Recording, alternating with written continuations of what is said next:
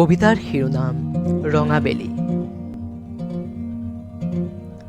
সেই সময়বোৰো সঁচাই বৰ মধুৰ আছিল, যেতিয়া ৰঙাবেলিটোৱে খেলা ধূলা সামৰি ঘৰমুৱা হ'বলৈ ইংগিত দিছিল, যেতিয়া সৰু সৰু কথাবিলাকেই বহুত বেছি আমোদ দিছিল। এৰি অহা দিনবোৰক আকৌ ভুমুকিয়াবলৈ হৃদয়ৰ সেই পুৰণিকলীয়া খুনা মাতটোৱে আজিও লগ ধৰে। শক্তিমানৰ সেই মাদকতাৰ লগত এই পাবজিৰ দুনিয়াৰ তুলনাই বা ক'ত?